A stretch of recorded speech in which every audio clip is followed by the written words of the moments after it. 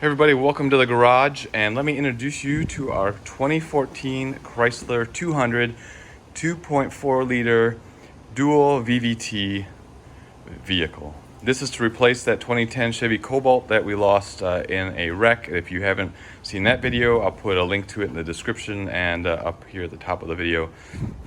But while this one is new to us, it's not new to the world.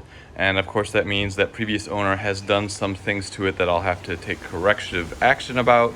And there are also some things that I'm going to be doing to it that are just routine maintenance because I don't know what's been done previously.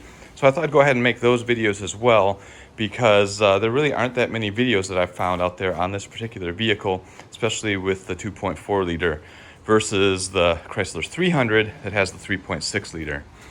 So subscribe to the channel if you're interested in this vehicle. There will be some more videos coming. But to start with, I'm just going to show how to replace the air filter that's in the cabin so you get nice, fresh, filtered air out of your air conditioning. So let's go ahead and start on that. The first thing we're going to have to do is open the glove box. And you're like, come on, man, everybody knows how to open the glove box. It's just this simple. While that's true, you need to get it open further so you can access the area behind the glove box to find where the filter goes. To do that, you push these two sides of the glove box in, and it'll move down a little bit, and it's a little bit of a struggle, but you just got to get it free. But it still didn't drop down all the way, so what's going on with that? So there is actually a little keeper right here that is like an elastic retractable cord that you also have to get off. So reach around on the back side with a finger and hold it in place and just open the glove box a little bit. And it's hard with one hand, but you just pop that out of that hole like that.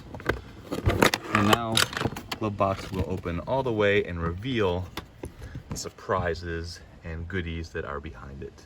Unlike my Jeeps, this glove box is actually clipped on the hinges, and so it's not going to just fall right out of onto the floor, and you don't actually need to fully disconnect it and remove it. You can reach everything you need to up here, so just let it hang.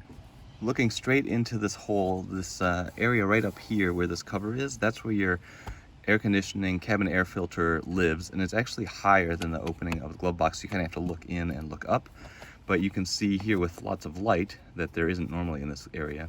There's just two little tabs, one on each side, that you need to squeeze to get this little door to open. And so I just squeeze this one, pull it forward, squeeze this one, pops right out. Piece of cake. And then in my car, there's actually this grand opening where a filter goes. And in your car, you should have a filter here that you just reach in, grab it, and pull it out. The reason mine is missing is because I've actually come in here. This car smelled really bad, and the filter was so disgusting that I took it out and threw it away. And only after I threw it away did I realize I should show it to you guys. But it was pretty filthy. But once you have this hole open, pull your filter out, and then we'll put the new filter in. In most filters, airflow direction is important, and airflow is from top to bottom. The fan is pulling the air down, and then it goes off into the air conditioning box. And I don't know if you can see it. Yep, there it is. The filter airflow going down is the direction you want to, the orientation you want to put it in. And you simply put it in the slot, get it to fit, push it in, and really that's all there is to it.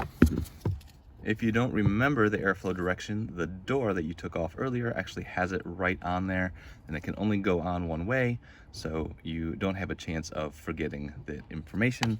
When you've got the new filter installed, you just push this in place, it snaps in place, and that is it. You have just replaced your cabin air filter. You should do this, I think, every 30,000 miles or so.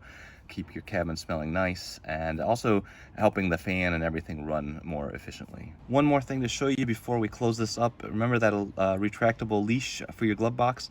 Well, you kind of need to put that back on, right? So this is where it's hanging right here. And so when you go to put your glove box back, you just rotate it up, pull this cord down, and reconnect it just the way you took it off.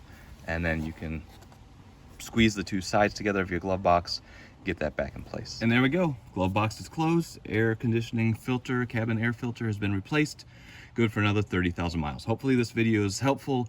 And if you like the video, give it a thumbs up. Subscribe to the channel. See some more 2014 Chrysler 200 content coming your way in the weeks ahead. Until that next video, have a good one.